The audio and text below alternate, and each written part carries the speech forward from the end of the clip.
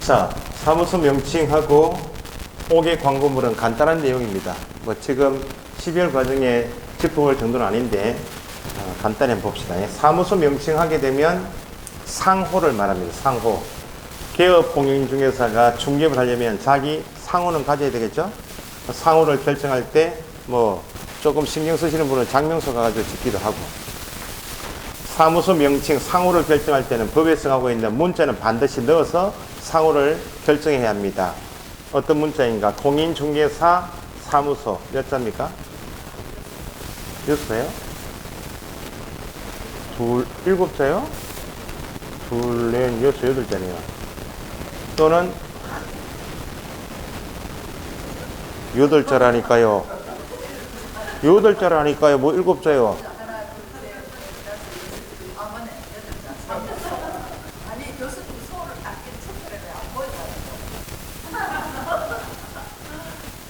여덟 자 넣든지 아니면 부동산 중개 5자는 꼭 넣어서 상호를 결정해야 한다. 왜 8자 5자로 하는가? 시험에는 이렇게 나와요.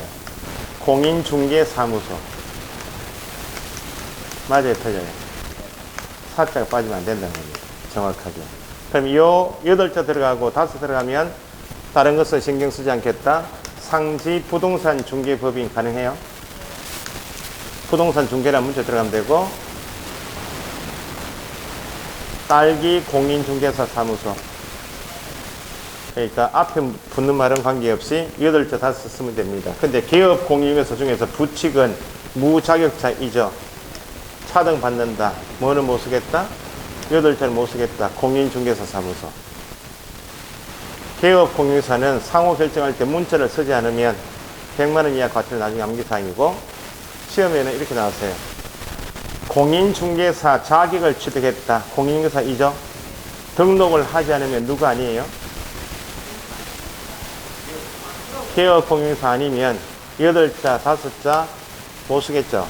개업 공인중개사 아닌 자는 8자도 못 쓰고 5자도 못 쓰고 유사명칭도 쓰면 안 된다. 시험에는 공인중개사 자격을 취득한 공인중개사는 공인중개사 명칭을 사용할 수 있다 없다?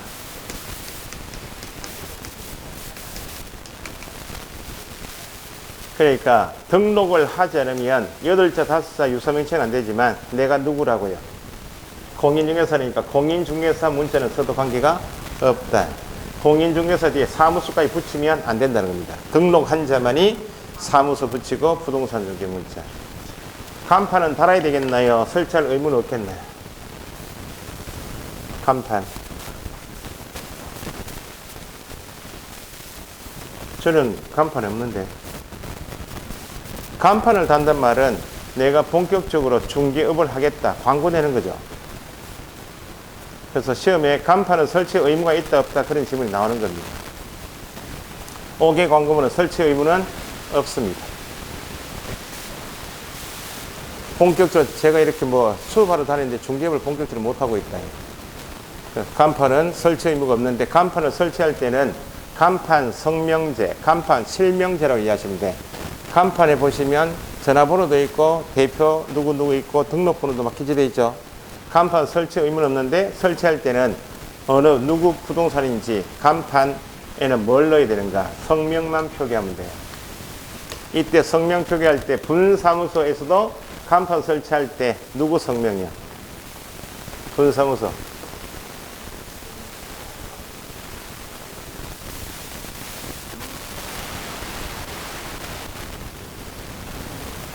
여기 있네, 여기요.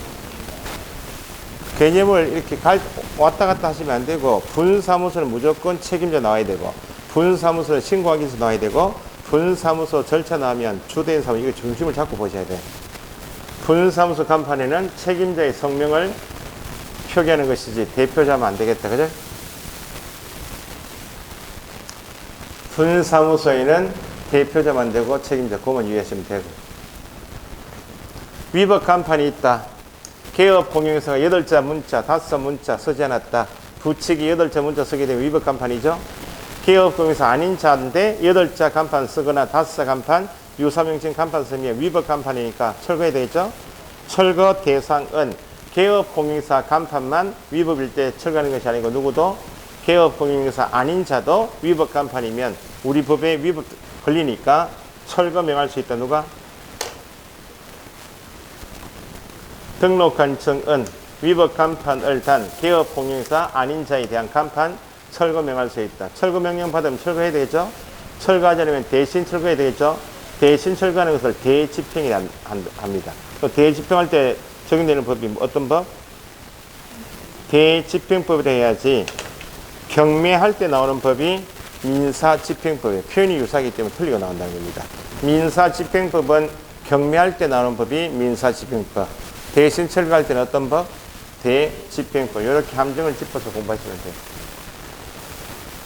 중개 대상물이 나왔다. 101동 1501호 아파트 소유자가 부동산에 물건 내놓고 나갔다. 그러면은 의뢰인이 의뢰한 대상물은 반드시 광고해야 한다.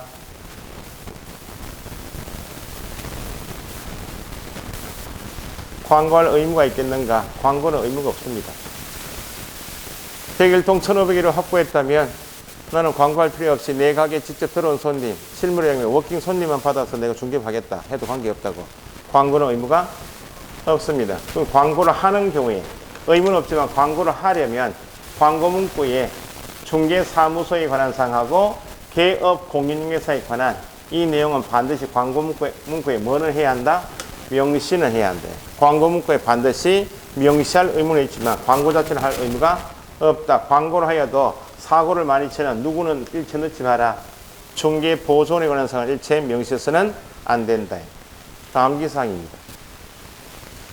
누가 어느 부동산에서 광고 내는지 보자는 겁니다. 기본적으로 사무소 명칭, 소재지, 연락처, 등록번호하고 개업공인중개사의 뭐를 성명을 명시하면 된다. 등록번호를 명시하는 것은 최근에 개정된 것인데 상호가 유사하니까 구분이 안 되더라는 겁니다. 그래서 사람에게 주어진 주민등록번호, 보유번호듯이 개업공인중개사마다 주어진 등록번호를 명시하게 되었다. 중개보존에 관한 사항을 명시하면 안 됩니다. 이게 시험 나오는 것이고 명시사항인가 아닌가가 시험에 암기사항으로 나옵니다. 중개사무소하고 개업공인중개사에 관한 사항. 근데 이제 일반 손님들이 인터넷 광고 보고 허위 매물 정보 등에 속아서 많이 피해가 크니까 인터넷 표시 광고를 더 규제하겠다 해서 인터넷을 이용하여 표시 광고할 때 직방에 올리고 다방에 올리고 네이버에 올리겠죠. 거기 인터넷 광고할 때는 앞에서 공통으로 명시할 사항이 있었죠. 이외에 중개 대상물에 관한 사항을 싹 다 집어넣으라고. 이게 이제 문제는 실무에 가시면 문제는 좀 있습니다. 중개 대상물 소재지, 면적, 가격, 건축물이면 보시라고 밑에 비업에 보시면 건축물을 인터넷을 통해서 광고할 때 이거 싹 다 집어넣고 총층수 중에 몇 층인지, 사용 승인 받은 날짜가 언제인지, 방향, 방해 개수가 싹 다 집어넣어야 되죠. 우리나라에서 현실적으로 부동산에 물건 내놓을 때 한 사람만 딱 찍어서 됩니까? 아파트 단지에 있는 부동산 다 내놓습니까? 101동 1501호 팔고 싶다. 부동산 찾아간다 지금. 아파트 단지에 5개 부동산이 있으면 한 군데만 딱 찍어서 됩니까? 5군데 다 내놓고 합니다. 거기에 좀 이따 배우시면 일반 중개 계약이라 합니다. 일반 중개 계약을 하게 되면 여러 부동산을 풀어놓고 가장 먼저 계약서 쓴 한 부동산만 보수주겠다는 내용입니다. 그러면 보통은 인터넷에 광고 다 올린다. 보통 물건을 네이버에 띄우든지 올린다고. 올릴 때 인터넷을 이용하게 되면 뭐까지 다 넣어야 돼요. 대상물 소재지까지 다 넣으라고. 그 옆에 부동산에 따간다는 겁니다. 그 인터넷에 소비자 보호 취지가 크니까 인터넷을 이용해서 광고할 때는 중개사무소, 개업공인중개사 성명 이외에 대상물 소재지, 면적, 가격 싹 다 집어넣는 게 문제가 있다는 거예요. 그래서 실무가 있으면 물건을 살짝 바꿔요. 그 소재지를 다 올려버리면 다른 부동산 따가서 자기가 중개해버리니까. 그래서 문제는 있는데 소비자 보호 취지니까 인터넷을 이용하여 표시 광고할 때는 물건의 소재지, 면적, 가격을 싹 다 기재해야 한다. 실무가 있으면 문제는 있다. 그래서 옆에 부동산에서 소재지를 허위로 거짓을 올렸습니다 해서 그 등록관이 찔러요. 찔러가지고 20만 원 또 과태료 처분받고 30만 원 과태료 처분받고 막 그래요.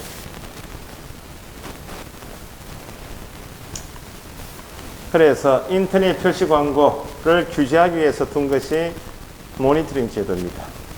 소비자 보호 취지에서 인터넷 표시 광고를 보고 소비자들이 속아서 피해가 크니까 한 번 더 관리 감독하겠다, 모니터링 할 수 있다. 요건 이제 단독 문제가 나올 가능성이 있는 것이 숫자가 제법 있어요. 인터넷 표시 광고든지 광고는 울산광역시만 규제하면 됩니까? 전국적으로? 전국적으로 규제되어야 되니까 전국 규모 나오면 다 누구이다? 국토부 장관. 국토부 장관이 인터넷 표시 광고 모니터링 한다는 겁니다. 직방, 다방, 네이버 담당자를 뭐라 부르는가? 정보통신 서비스 제공자라고 부릅니다. 뭐라고요? 정보통신 서비스 제공자. 직방, 다방, 네이버에다가 관련 자료 제출 요구할 수 있다. 누가? 국토부 장관. 모니터링 해보니까 인터넷에 올린 광고가 공인인증서법 위반이 의심되면 직방, 다방, 네이버 담당자인 정보통신 서비스 제공자에게 이 광고는 법 위반이 의심되니까 확인 좀 해달라고, 위반이 의심되니까 추가 정보 올려달라고 요구할 수 있다. 주체는 국토부 장관, 대상 의무자는 정보통신 서비스 제공자. 그래서 정보통신 서비스 제공자가 관련 자료를 제출하지 않으면 얼마 준다? 나중에 국토부 장관이 제재줄 땐 다 500만 원짜리입니다. 그러니까 표현만 정보통신 서비스 제공자란 단어가 나오는 것은 어디에 나온다? 인터넷 표시 광고 모니터링 할 때 나오는 단어이다. 그렇게 이해하시고, 그래서 세세하게 숫자가 나오는 게 이겁니다. 인터넷 표시 광고 모니터링 업무는 크게 기본 모니터링하고 수시 모니터링 이렇게 두 가지로 나누는데, 숫자가 나오니까 기본하고 수시가 있는데 기본 모니터링만 체크를 일단 해보시면, 기본 모니터링은 기본 계획서에 따라 얼마마다 분기별 해야지 기출문제처럼 6개월마다 하면 안 된다고. 그러면 기본 모니터링 업무를 수행하려면 업무 계획서를 제출하라고. 누구한테? 국장에게. 매년 언제까지? 12월 31일까지. 그러면 기본 모니터링 업무를 수행했다면 결과 보고서를 국장에게 제출할 때 분기별 실시하는 것이 기본이기 때문에 분기 마지막 날부터 며칠? 그래서 분기별 12월 31일, 30일 나오는 것은 기본 모니터링이 나오는 단어입니다. 그럼 수시 모니터링 업무는 기간이 정해져 있지 않고 위반한 사실이 의심되는 그때그때마다 하는 것이 수시이기 때문에 분기별 이런 정기적인 시기가 나올 수가 없고, 이때도 업무 계획서도 그때그때마다 제출하면 되고, 숫자 나오는 거 이거. 수시 모니터링 업무를 수행했다면 결과 보고서를 제출해야 한다. 수시 모니터링 업무는 완료된 날부터 며칠? 15일. 나중에 암기하실 때는 수시 모니터링 업무는 며칠 이내에? 수시보해요. 수시고 그렇게 나중에 암기해요. 국토부 장관이 결과 보고서 제출받으면 밑에 있는 시도에서 등록한 중에 통보는 반드시 해야 되는데, 모니터링 결과 보고서 보고 추가 조사가 필요 없으면 그걸로 종결. 그러면 모니터링 결과 보고서를 가지고 좀 부족하다 싶으면 시도지사에게 필요한 조사 조치를 요구할 수 있다. 여기에 수창이 더 나오는 것이 시도지사 등록한 증이 국장으로부터 조사 조치 요구받으면 신속하게 조사 조치를 완료했다면 며칠? 완료한 날부터 며칠? 10일. 웬열 이렇게 나중에 암기해요. 숫자가 괄호체계 문제가 딱 좋은 문제가 이거예요. 기본부터 나중에 익히시고 수시고 요거 정리하시고 웬열 이렇게 정리.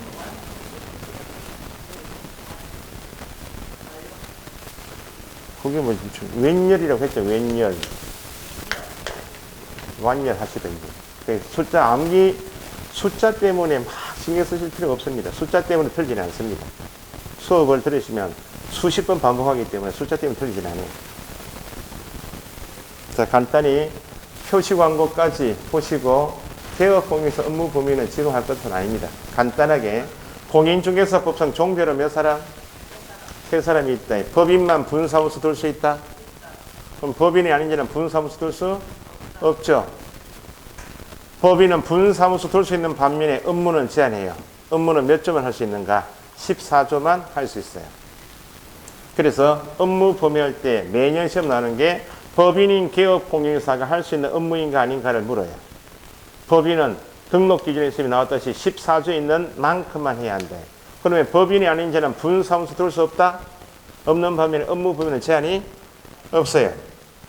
없다 말은 14조 법인의 업무를 하고 더 할 수 있다 없다? 있다. 단지 법인이 아닌 자 중에서 부칙은 차등을 받는다. 부칙은 무자격자이기 때문에 몇 조만 해야 한다는 규정은 없는데 경공면을 잃지 못해요. 부칙은. 그래서 간단하게 법인의 업무 범위인가 아닌가가 시험에 나오니까 이걸 매년 물어요. 법인인 개업공인사 업무 범위는 몇 조만? 14조만. 법인은 딱 요만큼, 글자 요만큼만 딱 하는 거야. 그럼 법인이 아닌 자는 원칙은 이거 다 하고 더 할 수 있다 없다? 있는 게 원칙인데 부칙은 뭐만 못한다? 경매나 공매 업무만 부칙이 할 수가 없다. 그러면 14조만 놓고 보게 되면 14조 업무는 법인의 업무이죠. 그럼 부칙은 14조 업무 중에서 경공매는 못하죠. 그럼 경공매 빼고 나머지 6가지는 개업공인에서 종별 세 사람이 공통으로 할 수 있다 없다? 그래서 결론이 공인중개사법상 개업공인 중에서 종별하면 세 사람 관계없이 14조 업무 중에서 경공매는 누구는 못하니까 부칙 못하니까 경공매 업무를 제외하고 나머지는 모든 개업공인 중에서 공통으로 수행할 수 있다 없다? 있다. 우리가 내년에 정을 따고 등록하는 방법이 법인으로 등록하게 되면 딱 요만큼만 해야 돼요. 법인이 아니고 공인중개사인 개업공인에서 등록하게 되면 14조에는 이거 업무하고 더 할 수 있다 없다? 제한 없이 할 수 있다. 식당 해도 되고 뭐 문구 좀 해도 다 가능하다는 거예요. 14조인가 아닌가가 매년 시험 범위이다. 개념을 법인만이 분사무소 둘 수 있는 반면에 업무는 14조만 해서 제한받고 법인이 아닌 자는 분사무소를 둘 수 없고 중개사무소 한 개만 두고 업을 해야 하는데 업무 범위는 원칙은 제한이 없는데 부칙만 뭐만 못한다? 경공매 못한다. 그 정도 체크시면 경공매 빼면 나머지 업무는 공통으로 수행할 수 있다. 그렇게.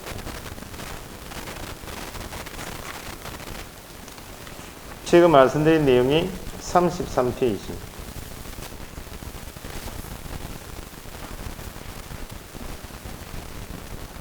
33페이지 업무 범위에서 맨 밑에 보시면 2번에 겸업 제한 있죠.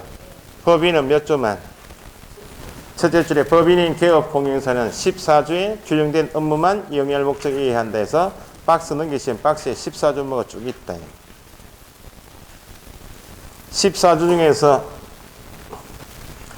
박스 안에서 박스 밑에 동그라미 2번 있나요? 개업공인 중에서는 민사집행법에 의한 경매, 국세징수법, 공매 대상 부동산에 대한 권리 분석, 취득할선, 매수인청 입찰 시는 대리가 14조에 있지만 그건 누구는 못한다? 부칙은 못한다. 그 내용이 박스 밑에 양가로 2번에 맨 밑에 동그라미 2번 있나요?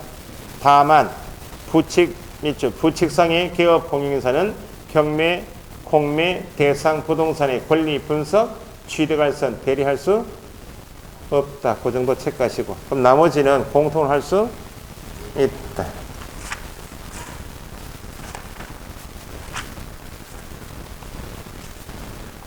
(38페이지) 가보시면 위에 중개사무소 명칭이라는 단어가 있죠. 상호 정할 때는 문자를 몇 자 넣고 8자 또는 5자. 부칙은 몇 자를 못 쓰고 5자까지 못 쓰면 어떡해요. 부칙이 8자만 못 쓰지. 부칙도 상호는 있어야 될 거 아니에요. 보통 부칙은 이전에는 중개인이라 불렀기 때문에 부칙 간판에 보통 이렇게 되어 있어요. 부동산 중개인 사무소라고 되어 있어요. 여기에 사무소 문자 중에서 부동산 중개 들어가 있죠. 이렇게 보통 부칙이 옛날에 이름은 중개인이었기 때문에 이렇게 간판 들고 중개 받는다는 거예요. 공인중개사 사무소 문자는 부칙이 못 쓰지만 5자는 쓴다는 거야. 2번 동그라미 2번에 5개 광고물은 설치 의무가 있다. 5개 광고물 밑줄하시고 설치 의무는 없다. 설치하는 경우에 간판에 뭐는 꼭 넣으라고? 성명을 표기한다. 성명만 표기할 의무가 있다. 성명만. 전화번호 넣어야 한다고. 등록번호에서 나머지는 표기할 사항 아닙니다. 성명만 표기해야 한다. 38페이지 동그라미 2번 정도 체크하시면 되고 사무 설치 이전 됐고 공동사무 됐고 넘기시면 40페이지 5번에 중개대상물 광고 있죠. 광고는 의무가 있다. 광고 의무는 없습니다. 광고할 때 뭐는 광고 문구에 명시할 의무는 있다 없다?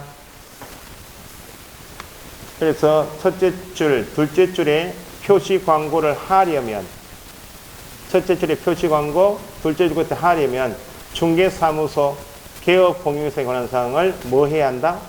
명시해야 할 의무는 있다. 표시 광고 자체는 의무가 없지만 명시할 의무는 있다. 박스 밑에 양가로 2번에 인터넷을 이용하여 표시 광고할 때는 공통으로 명시할 사항 위에 뭐까지 싹 다 집어넣으라고. 중개 대상물, 셋째 줄에 중개 대상물 종류, 거래 형태, 대상물 면적, 가격, 거래 형태까지 대상물에 관한 사항을 명시하는 것은 뭘 이용했을 때만? 인터넷을 이용했을 때만. 그럼 인터넷이 아니면 뭐하고 뭐만? 위에 1번에 중개사무소에 관한 사항하고 개업 공유사만 넣으면 되고, 인터넷 이용했을 때는 공통으로 명시할 사항인 사무소하고 개업 공유사에다가 뭐까지? 중개 대상물까지 싹 다 집어넣어야 합니다. 그 정도 하시면 되고요.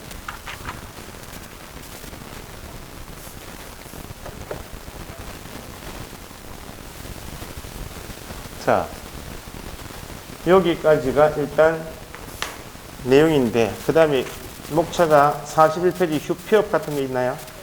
넘기시면 인장 있죠? 휴피업이나 인장은 간단한 내용인데 시험에 휴피업은 거의 매년 나온다 보시면 되고, 인장은 매년 나올 정도는 아닌데 그래도 뭐 34에 출제가 되고 있으니까 조금 보셔야 돼.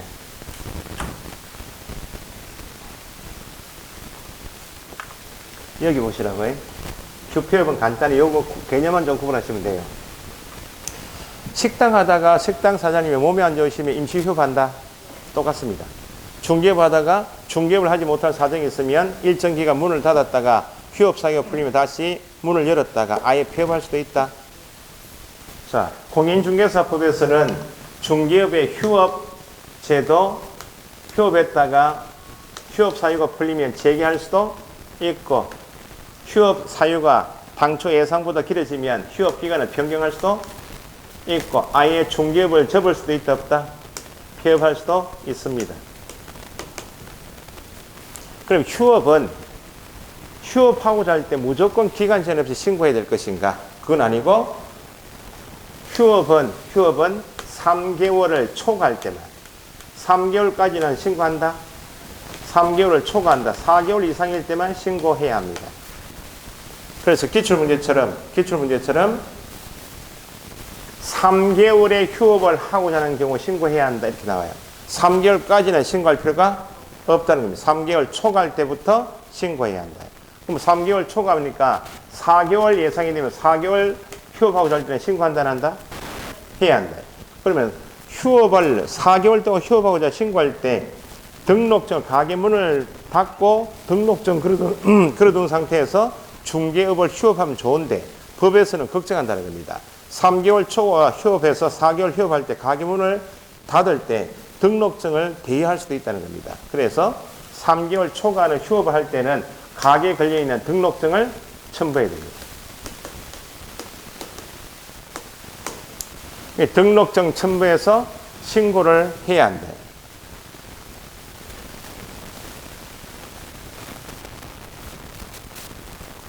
자, 4개월 예상돼서 3개월 초과 휴업 신고할 때 등록관청이 반납되어 있습니다. 당초 예상과는 달리 3개월 정도 휴업하다 보니까 휴업 사유가 없어졌다.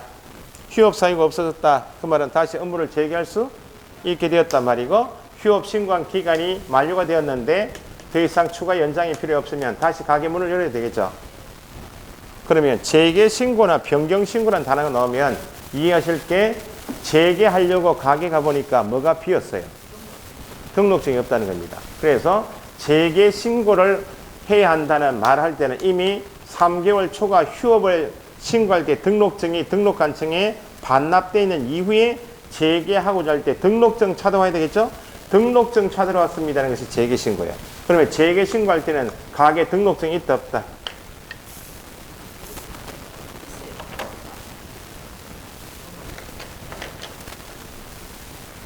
재개 신고를 한다는 말은 이미 가게 등록증이 아직 걸려 있어요? 등록증이 없어요? 없는 상태에서 등록증을 찾으러 가는 것이 재개신고이기 때문에 여기는 뭐라고 하면 안 된다고. 재개신고할 때 등록증을 첨부하여 신고해야 한다는 말은 틀렸다 그 말입니다. 여기도 마찬가지 변경신고를 한다는 말은 당초에 1월부터 4월까지 휴업하겠습니다. 신고했죠? 근데 당초 예상과는 달리 4개월이 끝나도 재개가 안 되겠다. 휴업 사유가 길어졌다 그 말 아니야? 그래서 1월부터 6월까지 이렇게 휴업을 하겠다고 기간을 변경해달라는 것이 변경신고예요. 그럼 결론은 재개신고해야 한다, 변경신고해야 한다 말이 나오면 전제는 3개월 초과 휴업신고가 된 다음에 이루어지는 게 재개요. 예를 들면 한 달 휴업했다. 신고해야 하네요. 2달, 석 달. 휴업 사유가 3개월 이내이면 휴업을 하는데 신고할 필요가 없단 말은 가게 등록증을 그대로 걸어두고 가게 문을 닫았다가 휴업 사유가 풀리면 재개할 때는 별도로 신고할 필요가 있어요, 없어요? 3개월 정도 휴업했다. 재개하고자 한다. 신고해야 하네요. 신고할 필요가 없지. 가게 등록증이 걸려 있으니까요. 그 재개 신고해야 한다. 변경 신고해야 한다는 말은 뭘 한 다음이다. 3개월 초과 휴업 신고한 다음에 그 다음 절차가 재개 신고고 변경 신고이기 때문에 재개하고자 한다, 변경하고자 한다 할 때 뭐가 들어가면 안 돼요. 등록증 첨부하여 신고해야 한다면 틀린다 그 말이에요. 요걸 이해하시라고. 3개월 초과 휴업 신고할 때도 등록증 첨부에 신고한다면 아예 중개업을 접겠습니다. 폐업 신고할 때도 등록증을 첨부해야 한다. 그래서 등록증 첨부하여 신고하는 것은 뭐하고 뭐? 3개월 초과 휴업 신고하고 폐업 신고할 때는 등록증 가지고 들어가야 되고 휴업 신고가 전제가 돼서 그 다음 절차가 재개 신고고 변경 신고이기 때문에 재개 변경 신고할 때는 가게 뭐가 없다. 등록증이 없으니까 등록증 첨부해야 하면 틀린다고. 그래서 방법이 3개월 초과 휴업 신고나 폐업 신고할 때는 등록증을 첨부해서 가지고 들어와라 그 말이죠. 직접 등록관청에 직접 방문해서 신고할 수밖에 없고 인터넷상으로 할 수 있겠나요? 전자문서로 할 수가 없고 왜냐하면 등록증을 반납 못하니까. 그런데 여기는 재개 신고나 변경 신고는 휴업 신고한 다음에 등록증을 첨부할 일이 없으니까 신고서만 제출하면 되니까 직접 방문해서 재개 변경해도 되고 신고서만 제출하면 되니까 전자문서로 인터넷상으로 신고해도 된다. 등록증 첨부 여부에 따라서 결정되는 것이 전자문서로 신고할 수 있다 없다까지 결정이 되는 거예요. 그러면 법인인 경우에는 가게가 두 개죠. 주대인 사무소 3개월 초과 휴업한다. 그러면 주대인 사무소는 뭐가 게시되어 있고? 등록증. 주대인 사무소 등록증 첨부해서 3개월 초과 휴업 신고된 다음에 이루어지는 게 뭐라고요? 재개고 변경이니까 여기 등록증 첨부하면 되죠? 그럼 주대인 사무소는 중개업을 하고 있고 사정이 있는 분 사무소만 따로 휴업, 폐업, 재개, 변경할 수 있겠는가? 있겠나요? 없겠나요? 당연히 중개업을 하지 못할 사정이 있으면 주대인 사무소와 별도로 분 사무소만 따로 3개월 초과 휴업 신고할 수도 있습니다. 그러면 분 사무소 3개월 초과 휴업 신고할 때는 뭐 첨부해야 되겠어요? 등록증 하면 안 되고 여기는 신고 확인서를 첨부하여 3개월 초과 휴업 신고한 다음에 분 사무소를 재개하고자 한다. 분 사무소 휴업 기간을 변경하고자 한다. 가게에 신고 확인서가 있나요, 없나요? 여기는 신고 확인서 첨부하여 하면 안 된다. 똑같아요. 아시겠죠? 그래서 휴업 신고하고 재개 신고, 변경 신고를 묶어서 같이 정리하시고 폐업 신고를 따로 정리하시면 돼요. 그래서 거기 휴업은 간단히 보시면 41페이지 휴업 신고 돼 있죠? 괄호에 사전 신고이고 방문 신고란 말은 전자문서 신고가 된다 안 된다? 전자문서 신고 X 적을 줄 아시고 양가로 2번에 변경 신고 3번에 재개 신고는 이미 뭘 한 다음이다? 3개월 초과 휴업 신고한 다음이니까 가게 등록증이 있어 없어요? 없으니까 괄호에 전자문서도 가능되어 있죠. 왜냐하면 변경 신고나 재개 신고 옆에다가 등록증 첨부 X 적어야 되겠죠. 등록증은 첨부할 일이 없이 신고서만 제출하면 되는 재개 신고나 변경 신고는 전자문서로 가능합니다. 그 정도. 그럼 1번에 휴업 신고할 때 등록증 첨부해서 반납하니까 전자문서가 안 되듯이 4번에 폐업 신고도 뭘 가져오라고? 등록증 첨부해야 되니까 방문 신고만 가능하지 뭐가 안 된다고? 전자문서 신고 X다. 위에 1번에 동그라미 2번. 휴업기간은 얼마 초과할 수 없다. 6개월 초과할 수 없다. 그 개념까지만 이해하시면 되겠어요. 휴업 사유가 발생되었다. 그러면 3개월 초과이면 신고하죠. 한 번 휴업 사유가 발생돼서 한 번 계속할 수 있는 최대 기간은 원칙 얼마? 6개월까지만 신고 받아주겠다고. 그러니까 숫자가 일단 2개 나오는 것이 휴업 신고해야 한다 할 때는 앞에 3개월 초과가 나와야 되고, 기간 제한해서 초과할 수 없다 할 때는 얼마? 6개월. 예외가 얼마든지 있다는 겁니다. 소장이 몸이 안 좋아서 병원에 가서 진찰 받아보니까 수술 좀 합시다. 6개월 초과에 입원할 수 있나 없나요? 있고. 젊은 사람이면 보기 군대 갔다 왔나? 군대 간다. 18개월 휴업 신고할 수 있어야 되겠죠. 그 밑에 6개월 초과할 수 없다 뒤에 다만 질병으로 인한 요양, 증집, 입영, 취학, 임신 또는 출산 이에 준하는 사유가 있다면 그때는 6개월 초과에 얼마든지 신고를 받아주지만, 그런 부득이한 사유가 없으면 휴업기간은 원칙 얼마로 제한하겠다. 6개월까지만 제한하겠다. 그런 취지입니다. 넘기시고 42페이지 인장. 이것도 뭐 가벼운 것이니까요. 인장은 도장을 말하겠죠. 도장. 어쨌든 중개에서 계약이 이루어지면 계약서에도 도장 찍고 확인설명서에도 도장 찍어야 한다. 찍을 도장을 구분하시는데, 일단 인장을 등록한다는 개념, 도장을 등록해야 한다는 개념은 계약서에 찍을 때는 등록이 되어 있는 인장만 사용하도록 하고 있다. 자, 기초가 매매계약은 구두계약도 계약이다. 불효식 계약이 방식 관계없이 서명계약도 계약이다. 왜 계약서를 왜 쓴다고요?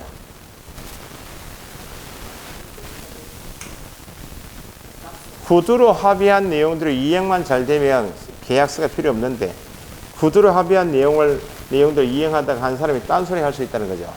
그러면 법적인 분쟁이 발생되면 증거가 있어 필요하겠다. 계약서 쓰는 이유는 이것밖에 없어요. 증거로 남겨라. 그럼 계약서에 도장도 찍고 사필 서명도 하고 도장도 찍겠죠. 서명 날인은 왜 하겠나요?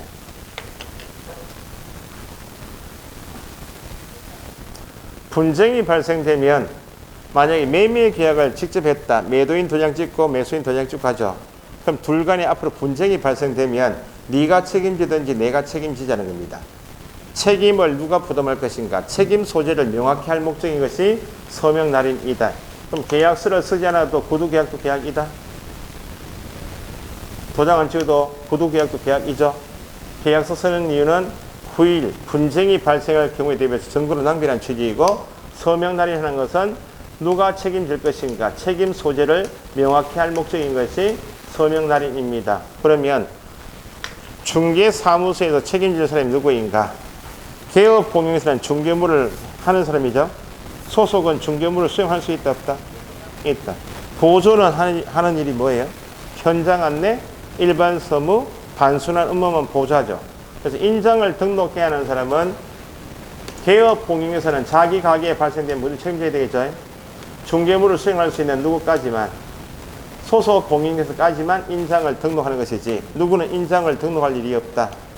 보조는 서명 및 날인할 일이 없으니까 인장 등록 의무자에는 누가 빠진다? 중개 보존이 빠집니다. 그래서 거기 보시면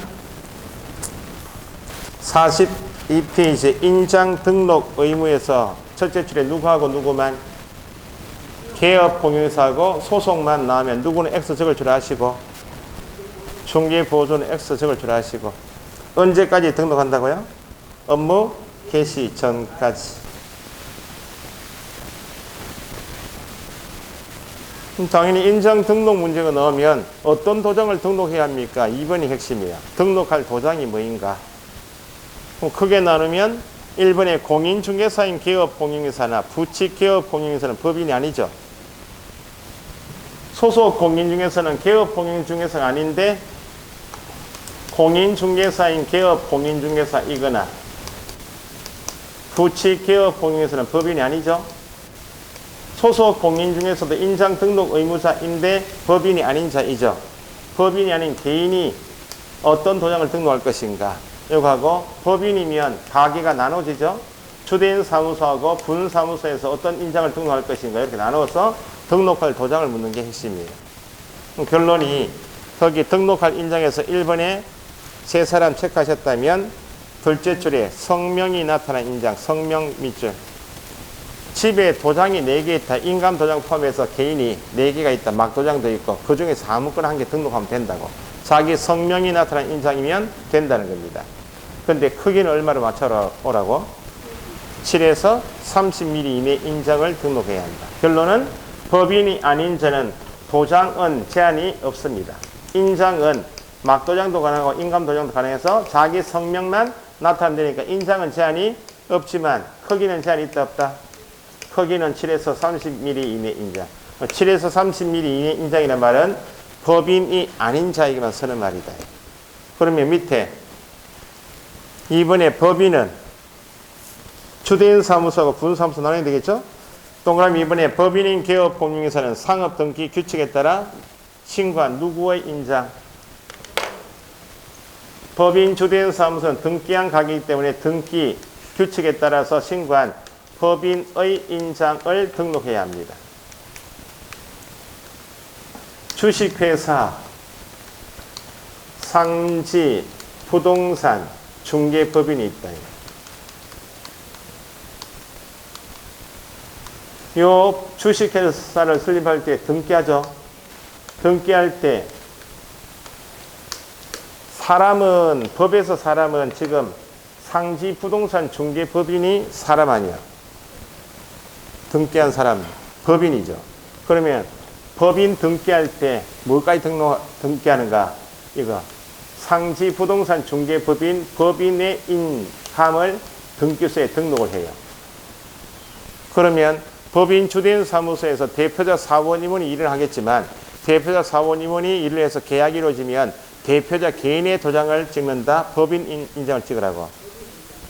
상지 부동산 중개법인 법인 자체 인장을 등록에 쓰는 것이지 대표자의 인장하면 안 된다는 겁니다.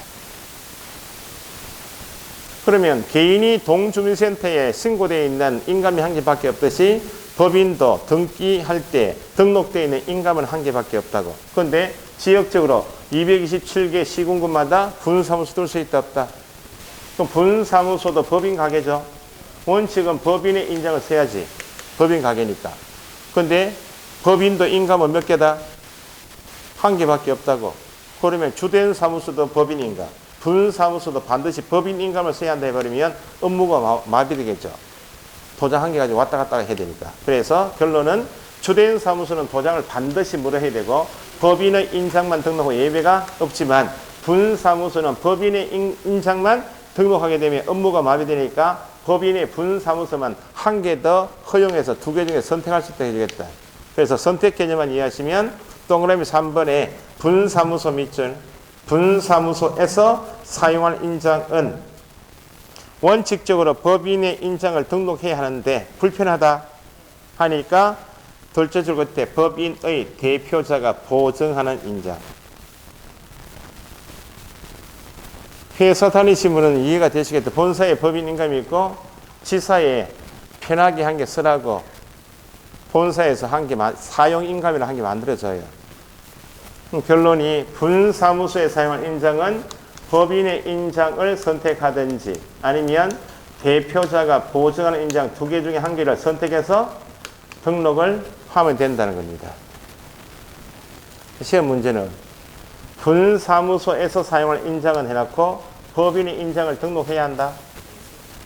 대표자가 보증하는 인장을 등록해야 한다. 틀렸습니다. 도장을 2개 중에 선택할 수 있기 때문에 한 개 가지고 해야 한다면 안 된다는 거예요. 법인의 인장을 등록할 수도 있고 아니면 대표자가 보증하는 인장을 등록할 수도 있다. 이 할 수 있다는 개념은 등록을 해도 되고 안 해도 되는 그런 개념이 아니고 분사무소에서도 책임자는 도장을 반드시 찍어야 될 거 아니에요. 등록을 반드시 해야 한다고. 어디 가서 주사무소 등록관청에 가서 인장을 반드시 등록할 때 2개 중에 선택할 수 있다는 개념이에요. 그래서 거기에 표현을 셋째 줄에 대표자가 보증하는 인장을 등록해야 한다 할 수 있다. 할 수 있다. 그 개념을 익히시라.